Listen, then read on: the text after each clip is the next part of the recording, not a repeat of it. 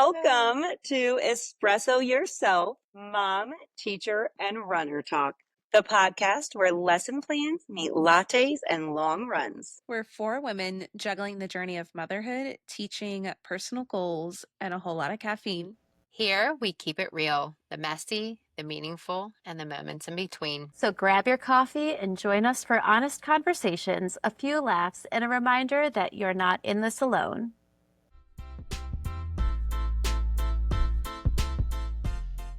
Welcome back to Espresso Yourself. Today, we are going to catch up on our running programs and where we're at with training for different races, especially with the seasonal changes that we are in the middle of. But before we do that, let's catch up as we talk about seasonal changes. I woke up to snow this morning, so we're definitely hitting that winter, cold, dark, somewhat depressing season. And I know you girls said you've got some snow and some colder temps headed your way too. I sent the girls an image from, I must have seen it on Facebook, and it said falling iguanas because in Southwest Florida or just anywhere like close to the South, if the weather gets too cold, the temps get too cold, then the iguanas basically freeze up and they can't move. So if they're hanging out in the trees and they can't move, then it's falling iguana season. And it feels, I mean, we talked about this last week too. It just feels so early for all of this to happen. Usually our falling iguanas don't happen until January area, like January or early February. And it doesn't happen too often because the temps here don't get too low. I mean, it's in like, I'm like sweating right now. It's in the mid to high 80s right now. And Tuesday morning, we're going to wake up to the 40s. So that, yeah, that's not quite usual for us. But those fallen iguanas, I mean, I'd be curious to actually see it. I would love to see a falling iguana. I want to see people like, It just makes me think of the Parent Trap when she's drinking the water and it like goes in her mouth. I just picture like this iguana landing on some lady's forehead and just like that's all I can think of. So we have a ton of geckos around us, like a ton, but they're like the littlest things. We saw one, my students saw one in our hallway last week, and you can just like pick it up and put it outside, but they are everywhere. And until we moved here, I'd only seen the Geico gecko, but I'd never seen one in real life. And they climb all over like our pool cage, and they're on our front walk, and they are everywhere around here. I feel like I'm in a little bubble, like in my town, because I just have never seen it anywhere else in the country. so a couple weeks ago, we were like my office neighbor. She's over like all the guidance counselors for the district. And she screamed. I said, "What's wrong?" And she goes, "There's a lizard." And she goes, Can you come get the lizard off my phone?" And it was sitting on her phone. So I go to get it off the lizard or get it off the phone. The lizard like shoots across the office, almost jumps on me. I run out of the way and it goes underneath the cabinet. And I'm like, "Oh my gosh, where is this lizard?" And so we're like tearing apart her office, trying to find this lizard, making sure it doesn't go anywhere. We had to call the officer down to see if he could come help us. And it turned into like tearing apart part of her office just to get this lizard out. It was really funny. We're screaming, we're laughing. My boss is on a meeting, on a video meeting across the hall with her door shut. And we're just screaming and laughing this whole time over a lizard. And she comes out, she's like, "What happened?" We're like, "I'm so sorry. It was a lizard and it like jumped at us." Like this was a brave lizard. I just thought, "Oh, well, because I've like you, Becky, we have them everywhere. We have lizards, we have little geckos. Usually you just kind of scoop them up into something and you put them back outside." This one was like spider monkey jumping. It was, yeah. Everything's couple bigger in weeks. Texas. It is. That is true. We started, so this was a big week for us because we started our 4-year-old in like a regular preschool. Essentially, his whole life, he has just been with like a babysitter. And for the last couple of years, he was with a work from home mom. And that family treated him like he was a brother, another son, took him everywhere. When her parents came, They're originally from Wisconsin. When her parents came in, when his parents came in, even the grandparents came in, it was like, oh, grandma and grandpa are here and, granny and papa. And that's just what he knew them as. And they took him everywhere out to eat, like wherever they were going, they were like, oh, he'll just tag along with us. And it was such a blessing because I never had to worry about, like, if he was sick, he could still go over there. And if he, like, barring any sort of like awful sickness, he was there. I didn't need to take off of work. She always sent pictures. We always communicated. We became friends. And this year she wasn't able to watch him because her older daughter is going to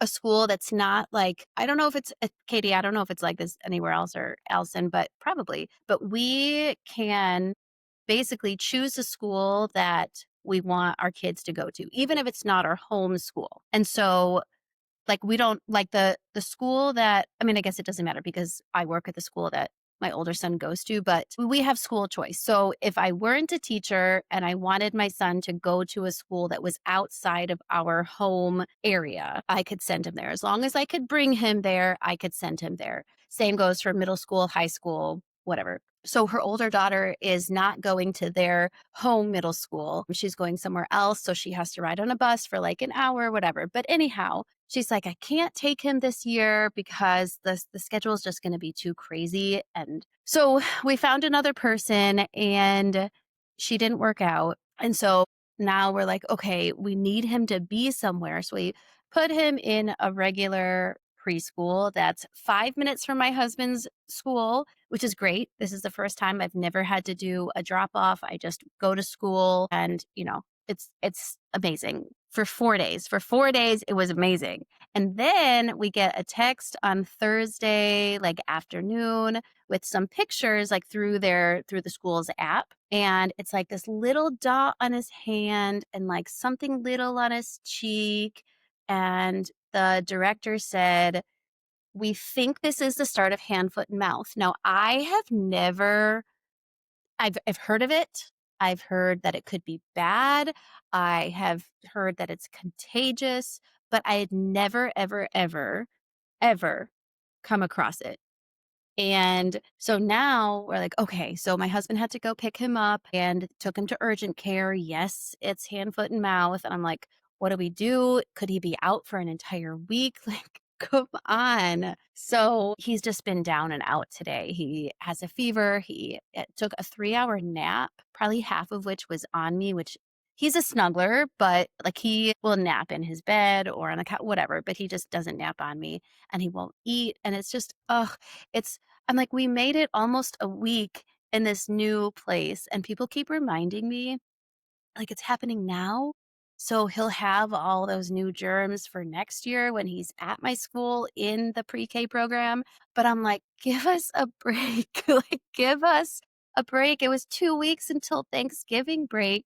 Like, come on. So now I need to prepare. I'm like, I can't take off tomorrow. I can't take off Tuesday, but Wednesday, I'll stay home with him. But we are lucky enough to have our in-laws down here for season and they are the absolute best. And so they have watched him like from the transition from his previous babysitter until like he came into the preschool, but now I'm like, hey, can you watch him again? So it's been a little bit of a crazy week, but I'm just hoping he's on the mend soon because this kid has been through it. Like, I feel like he's sick every other month. What is going on? We just need to get through, please. Let's just get through to a break and then we can relax and then things will be fine. So that was my week. And I started up with being the tech director for theater again. So now I'm at school on Tuesdays and Thursdays until 6 o'clock with rehearsal. So it's a lot, but only for probably another month until our show goes on like mid-December. But it's been a week. It's been a week and the kids were crazy this week. I'm like, let me start some Thanksgiving stuff coming up so that we have like a little bit of break in the craziness and we can like make a cornucopia or, something like that. A turkey. We're probably going to make some turkeys this week. I'm not going to wait until next week. We will start making some turkeys. We will start being thankful right now. I was going to ask you so how long do they think he's going to have hand, foot, and mouth? Like, how long do they say? Well, so I didn't take him to the doctor.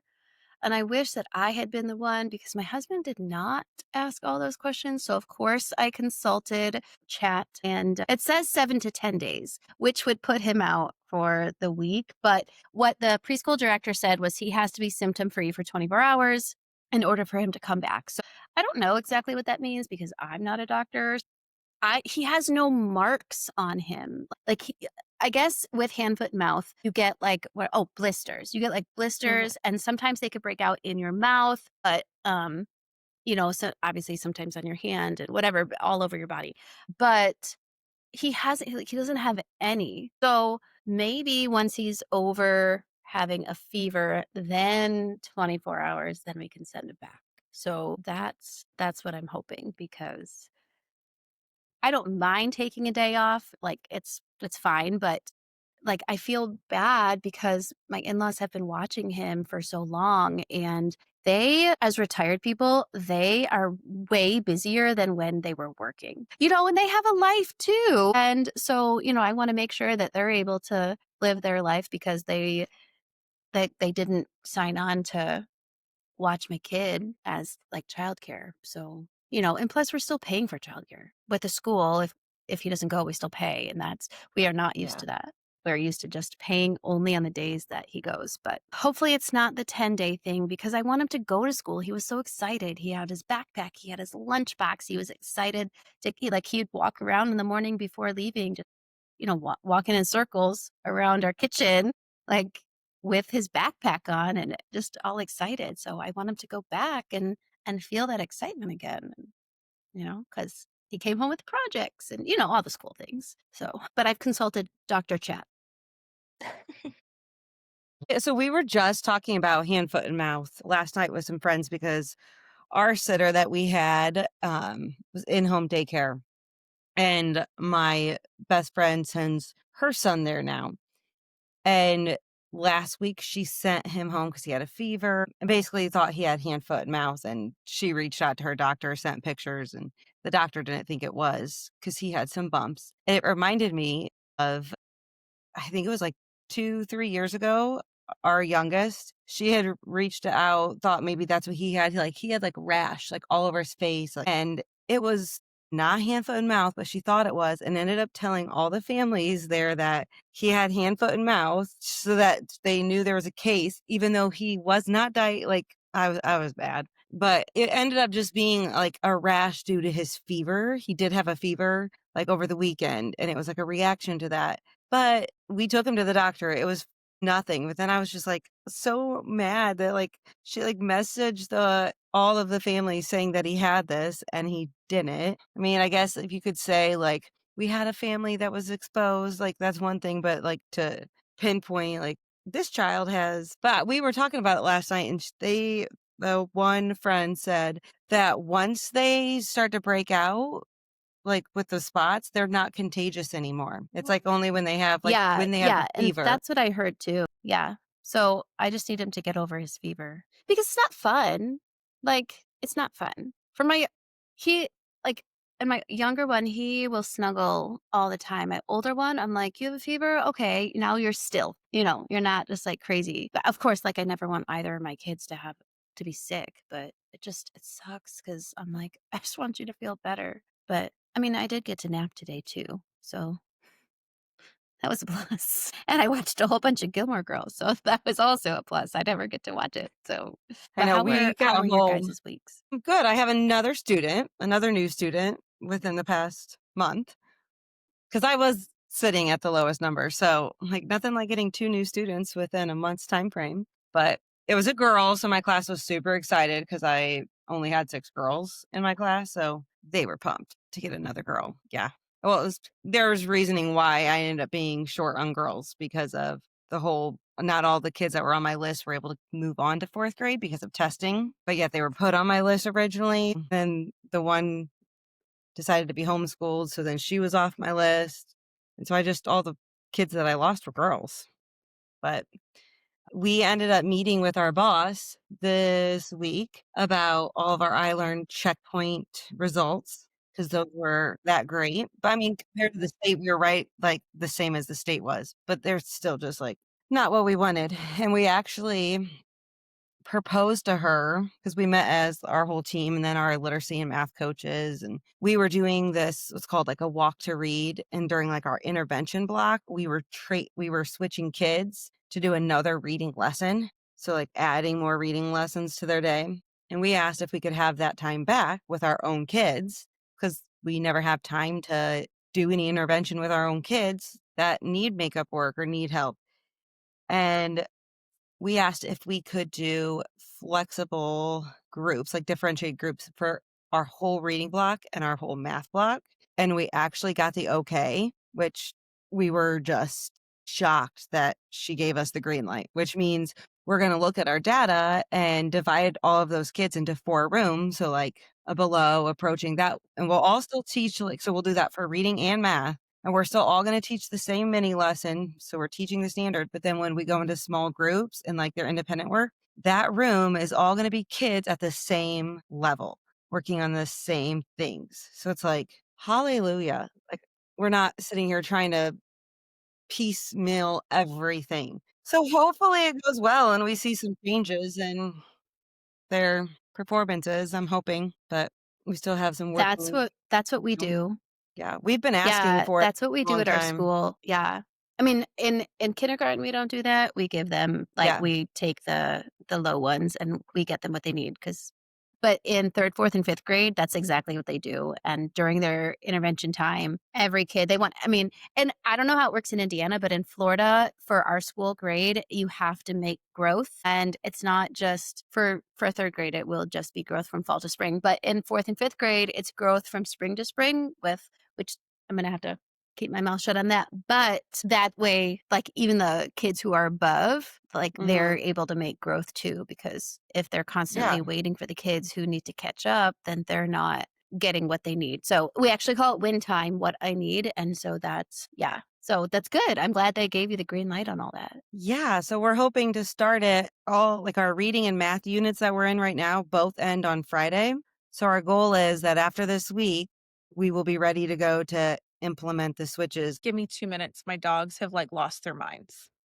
I started making chili. Fun. We did soups last night for our dinners. We got together with friends. Like we try to do it like a monthly with all of our kids. And it was a soup and salad night. Yeah, I love that. Yeah. Yeah. Oh, Olive Garden breadsticks. I like the Texas Roadhouse rolls. Okay, Oh, so I have yeah. to tell you,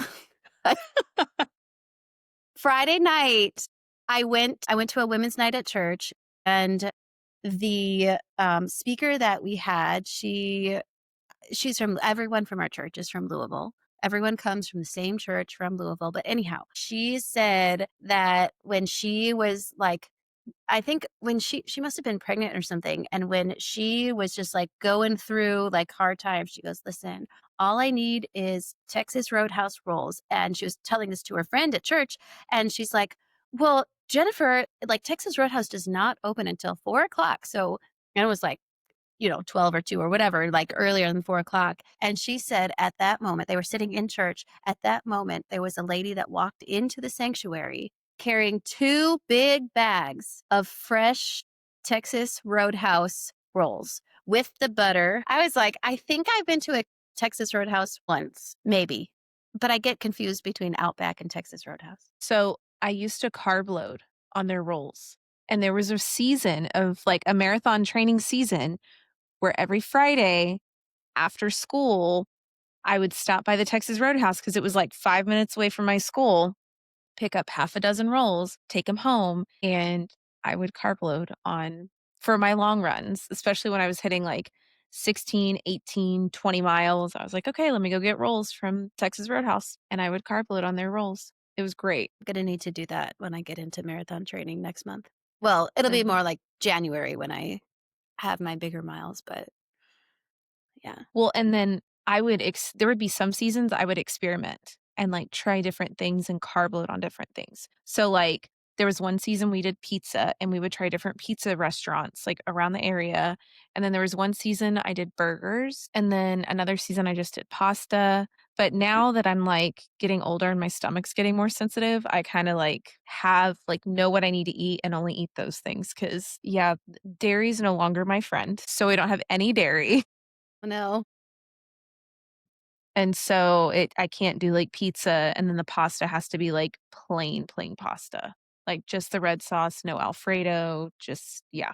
So Man, that's yeah. so I don't know if y'all saw my socials like the last 3 days, but Yeah, nothing but football. Texas Tech football. Game day. Something I about like Texas Tech all the way. Can't believe what they're doing. There's Katie's stories again. was like, I probably lost followers. It's okay. I'm gonna be insufferable. But I know I posted it. Y'all probably saw, but Pat McAfee threw a tortilla, y'all. He got a tortilla and he threw a tortilla, and I was like, yes. I was like, I got to tell the girls that Pat McAfee, and they threw tortillas on game day, and it was incredible. And it was just cool because game day hasn't come to Lubbock since 2008.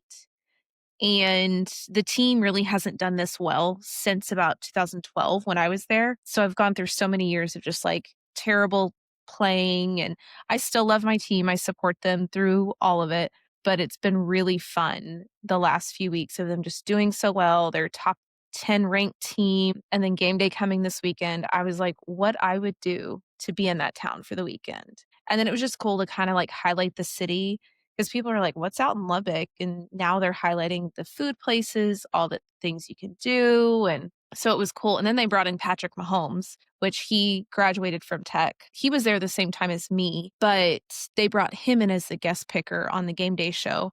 And then he stayed for the game. And so it was just kind of cool to kind of bring that there. But yeah, I'm done. They're gone. So I won't be as insufferable on my social media. But that was really the highlight of my week. Like I had been looking forward to this. So here's the funny thing. Friday at work, I was the only one there in my hallway for like 3 hours. And I knew Pat McAfee on his like weekday show on Fridays, he does it in the city that he's going to be in.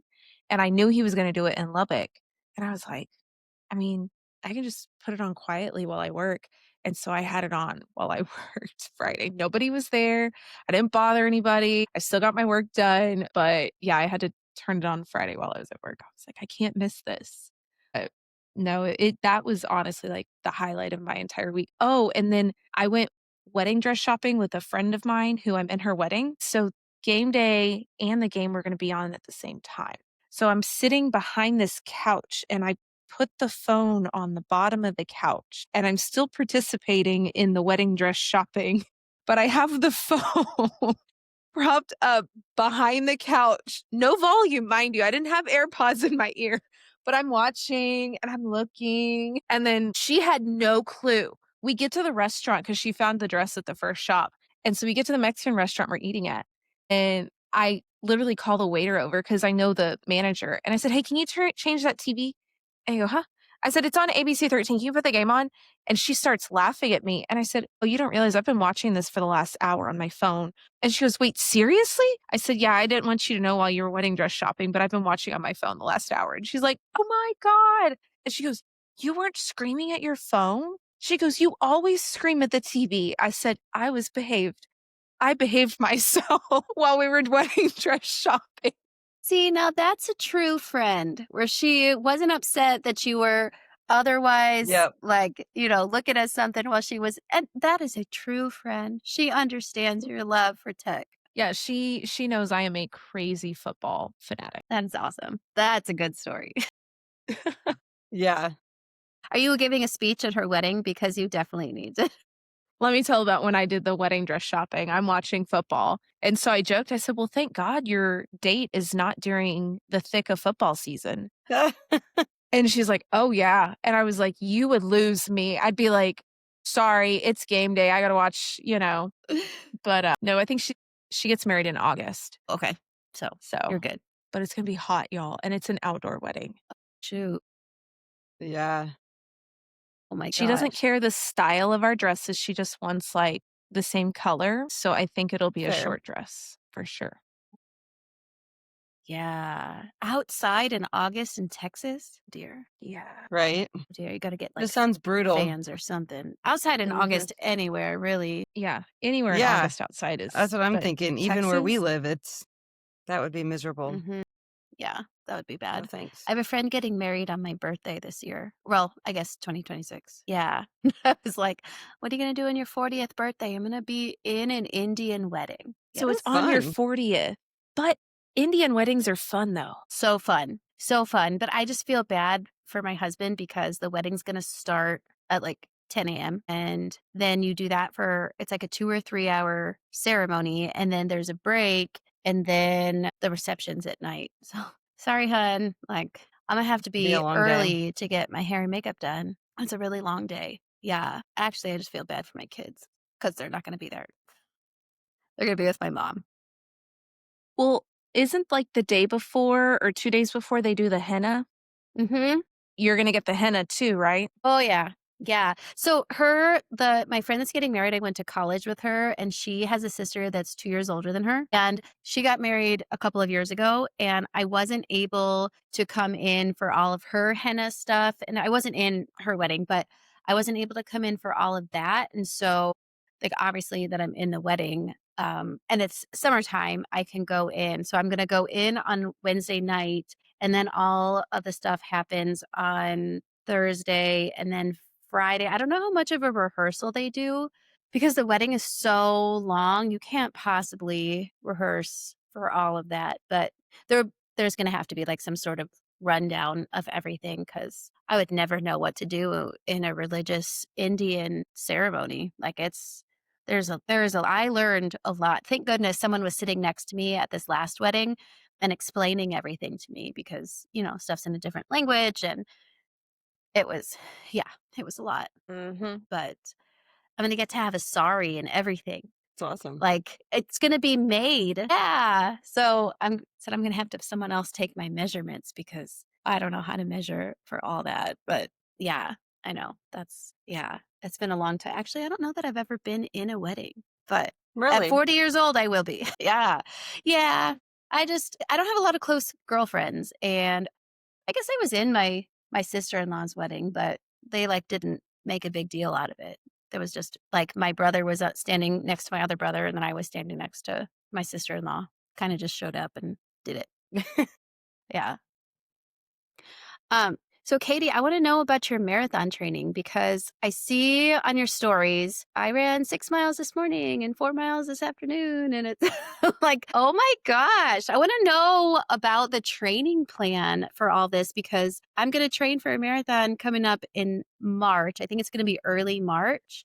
The last couple marathons I did, like a lot of people do the Hal Higdon training Mhm. plans, but I Yeah. know there's so many out there. So I've done like a version of Hal Higdon. I've done other versions, but the one that I do right now is like I call it a hybrid version of the Hansen plan. And so what the Hansen plan is it has 2 days of speed work, a tempo, and then a track workout day. And then they're known for having heavy mileage, like really heavy mileage. And so every other Friday and Saturday, they do 10 milers back to back. So it'll be like a Friday and a Saturday, or you could do whichever day, but you do 10 milers back to back. I did that, like I followed that plan to a T probably about 2 years ago, and I loved it. Like I saw tons of success. I had so much fun, but I was putting on like 50 to 60 miles a week. And after that season, I started developing plantar fasciitis. And so then I decided, okay, I need to back off on the mileage. Yes, it's fun and I loved it and I had fun and it felt good. But then my feet were like, no, thank you. And so last season, I kind of followed it a little bit, but I almost went by feel because my plantar was still pretty bad. But this year, my plantar finally went away. Like, finally dropped it. And I do think what helped is moving to a role with not as much walking and standing. I also decided to kind of like back off on some speed, like still go fast, but not like kill myself on speed. And so I changed like who I was running with, how I was running, kind of just what I feel. I still do speed 2 days a week, but I feel so much healthier now. And I can't run on Friday mornings anymore due to like work schedule. So I now double up my Tuesdays and my Thursdays. So I'll do easy miles Monday. Tuesday morning, I'll do speed. Tuesday night, I'll do easy with run club. Wednesday afternoon is like easy. So I'll sleep in. I won't wake up at like 4. I'll sleep in and I'll run like an easy 4-miler recovery Wednesday afternoon. And then Thursday, I'll do track in the morning and then an easy run that night. And then Friday is nothing.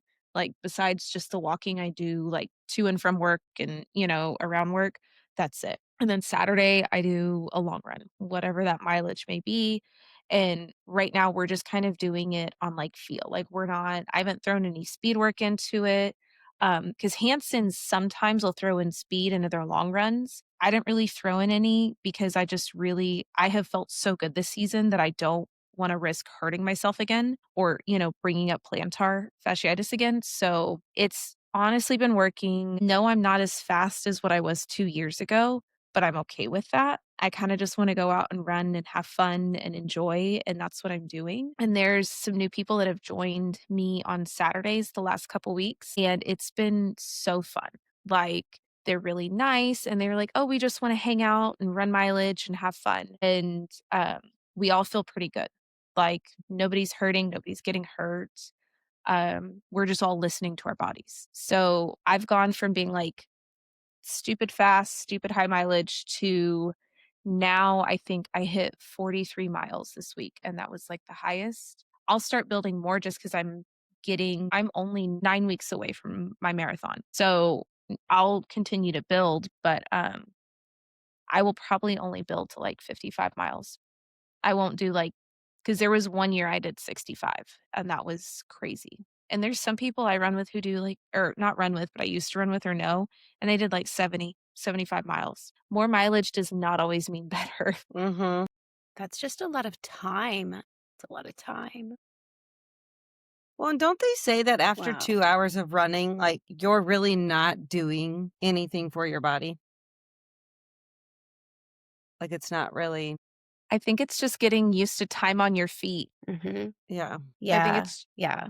I think that's what it is. Because really, I think humans were not made to run more than 20 miles. I've heard that. I heard it.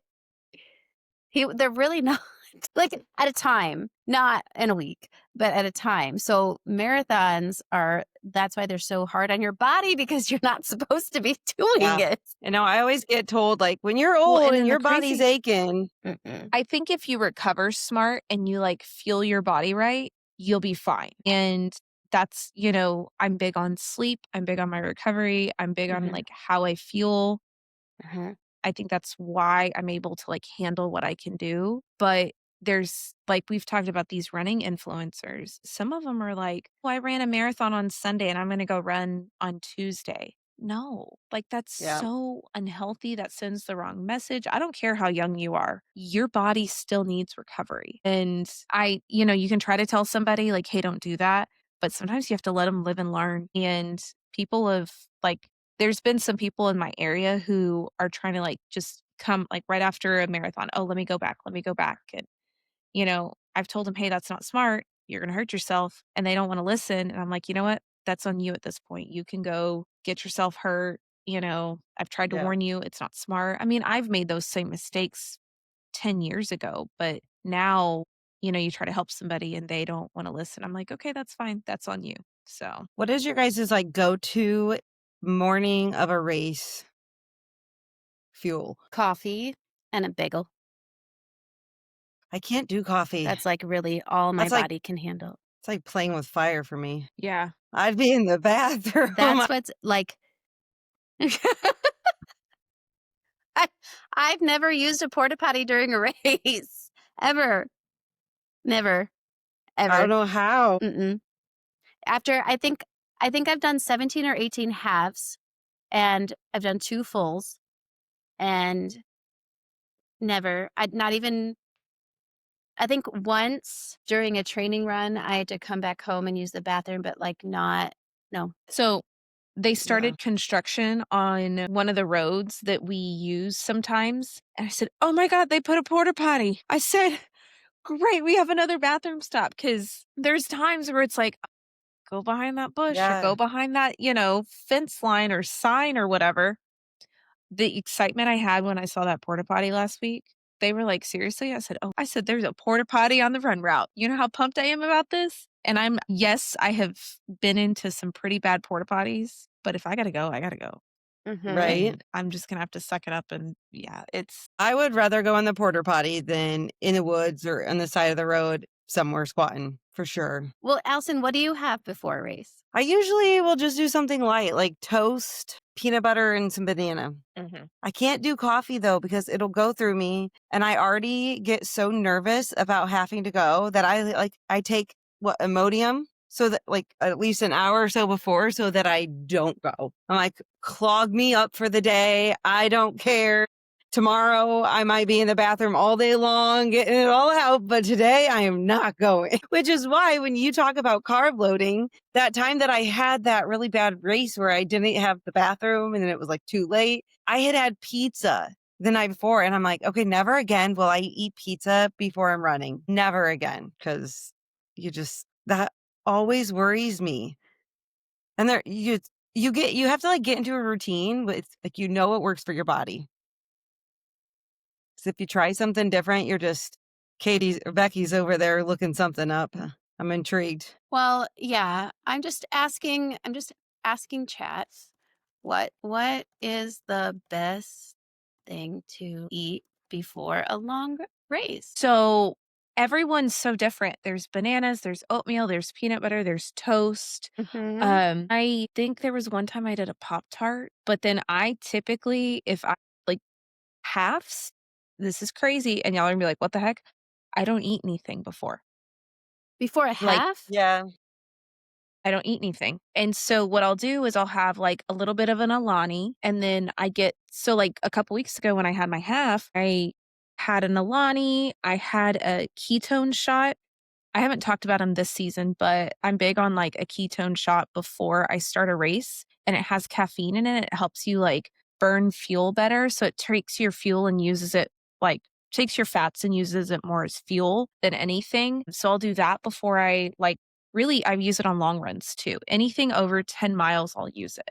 And so I'll take that. And then after 45, 50-ish minutes, I'm doing gel number 1 and then gel number 2. But yeah, halves I don't. Marathons, it's typically like a plain bagel, like nothing crazy, like no toppings. I literally just, a little bit of bread just to get something on my stomach and that's it. Because I get my stomach so sensitive to anything. I did try Martin had these almost like Rice Krispie bars. So they're called Martin Solids. And when you open them, they're like a consistency of a Rice Krispie. And I had those a couple times and those are pretty good. I like those. Or the waffles, the honey stinger Yeah, waffles. honey I'll do stinger. Yeah, those too. I have a hard time eating.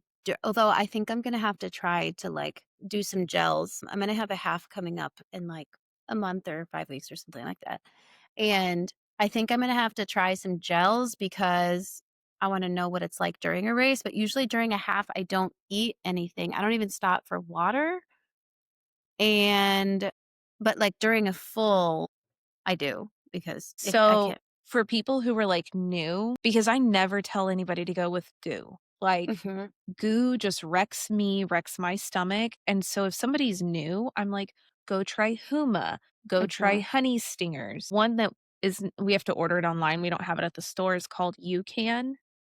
mhm. And then Cis. That's another one that's really good on the stomach too. I like Huma. I take Martins a lot, but Martins are a pretty penny. But have y'all ever had a Martin? Mm-mm. So I've Martin never is like heard the of that. consistency of Jell-O. So it's a white package and it's Maurten. And so the person who created this was made by, I believe, a triathlete who was just struggling with like sensitive stomach issues. And so it's a great product for people who their stomach gets upset easily. It's all unflavored. Some has caffeine, some doesn't have caffeine. But I joke, I'm like, it's the consistency of a Jell-O, and so it's like taking a Jell-O shot, but unflavored. And so when people ask her like, "What is it like?" and I'm like, Jell-O shot, here you go, and I'll give them one. I don't really care that it doesn't taste like anything. If anything, it's just easier for me to get down and move on. Yeah. Um, I've had some people that are like, "Nope, that's not for me." And I was like, "That's fine. It's not for everybody." But yeah, there's so much you can try. Yeah.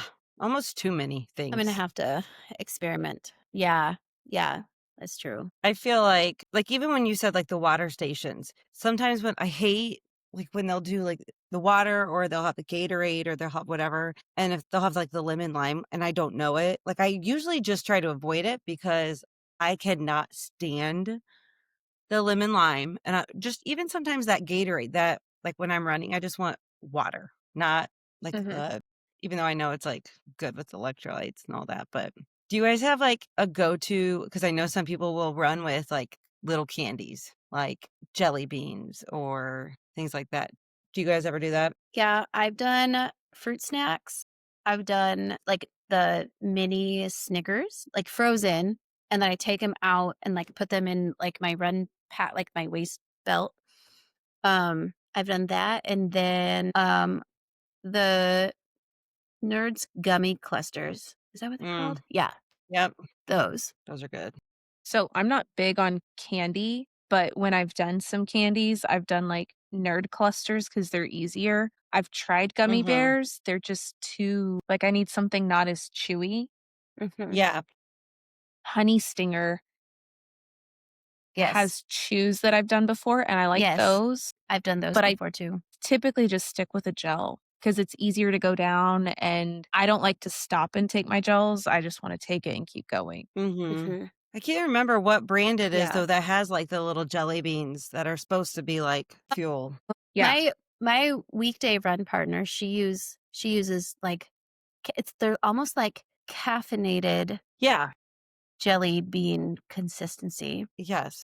Yeah, she says that's helped because my hardest part of a race is like once I reach mile 10 and a half, like in a half marathon, then I'm like, or I do like probably 10 years ago now, 9 or 10 years ago, one of my students made the shirt for me that says, "You're at mile 11 and a half, like you're almost there," something like that. Because we were state testing and I was like, we're at test 7 out of 8, like we're almost there. It's like being at mile 11 and a half of a half marathon. Like you're not there yet, but you have to finish strong. And so later in the year, it must have been at the end of the year, he brought in this shirt that said, "Oh, it says you're at mile 11 and a half. You're almost there." So, like, that's the hardest part where I want to, and I still have the shirt. It's still in great condition. But like, that's like the hardest part for me. I personally do not have that push to the end. And so I need something to get me there. I'm like, You I know, guess out. you say you don't take anything for the half. I think if you just even adding one gel at mile 6, you Mhm. won't hit that wall at 10 I or think 11 and a half. I'm gonna have to try that because I still have that goal of breaking 2 hours, and it's really once I get to mile 10, I'm gassing out, and I'm like, "Shoot, like, I'm not gonna make this goal," and I want to, so So, here's my question for y'all. Do y'all take the salt chews, the little salt tablets? mine I are did when I watermelon flavored. marathon trained. Mhm. Mine are Yeah. pina colada flavor. Ooh. They're very good. I say it's like a party in your mouth. Yes. Yeah, I haven't it's been a while since I've trained, but now Yeah. I have my base training out of the way. I've done like pretty consistent 10 milers every weekend. And so now I need to increase that. But yeah, I need to take something because otherwise I'm gassing out. And I don't eat anything before I go on a training run because I have to take my thyroid medication and you can't eat for an Mm, hour.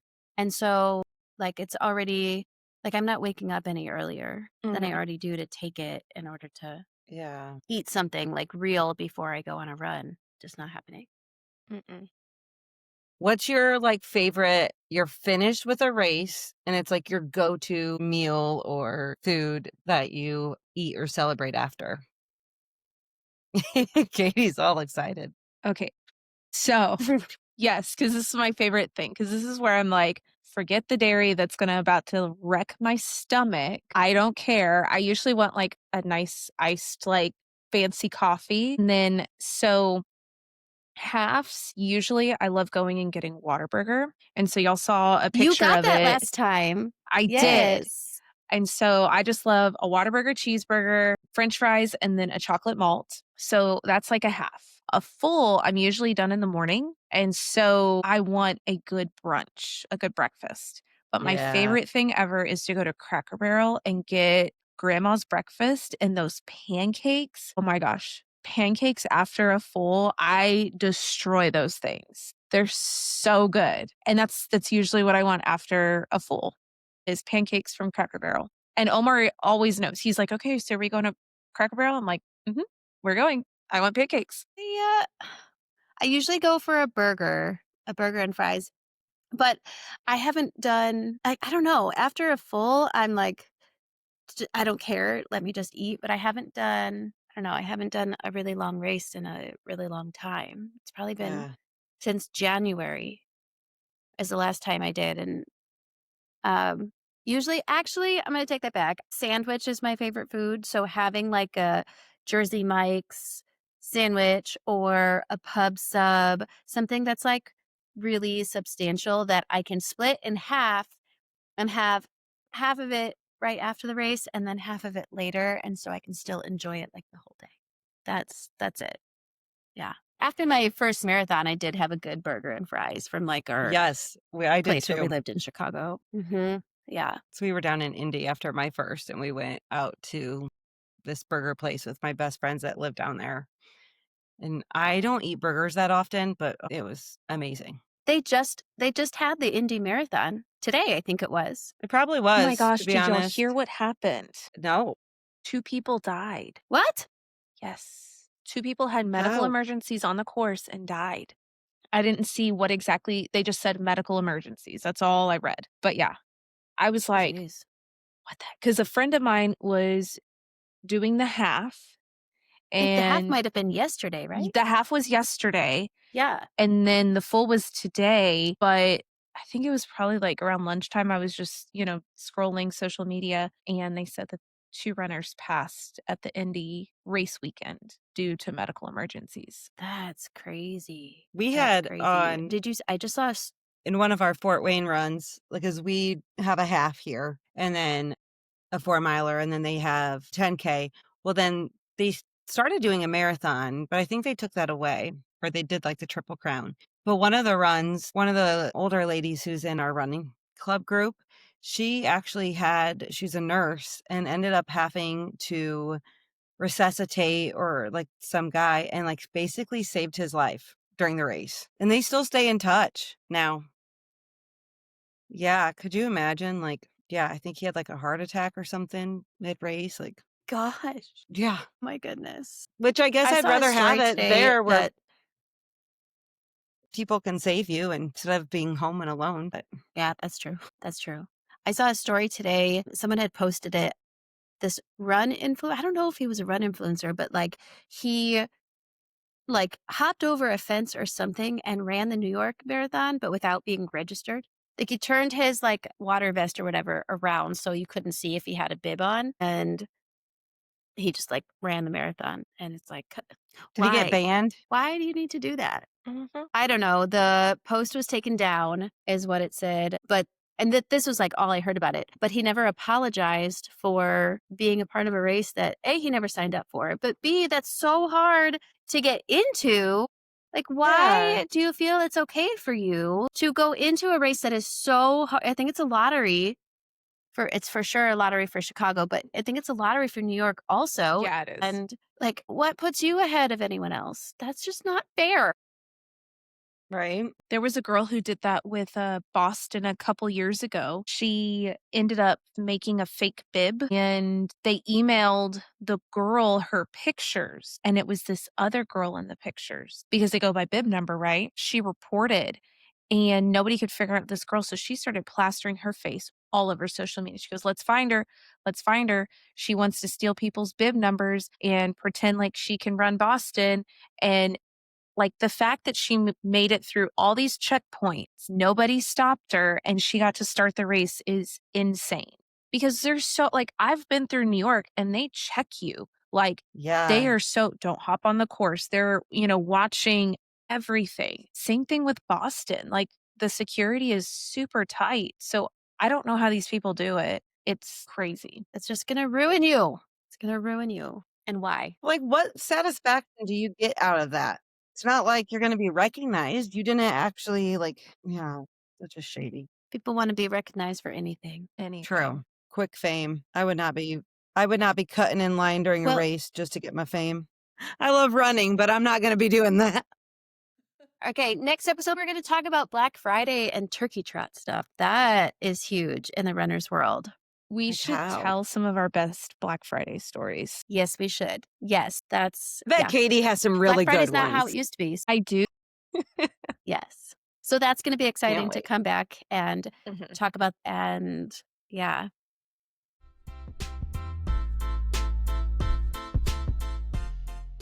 Thanks for sipping and sharing a moment with us today. We can't wait to keep showing up with you each week. Messy, caffeinated, and real. And if you liked what you heard, we'd be so grateful if you'd follow, subscribe, or share this with your teacher, bestie, mom group chat, or training partner, or all three. It helps more people find our little corner of chaos and connection. And don't forget to connect with us on Instagram at Espresso Yourself Podcast.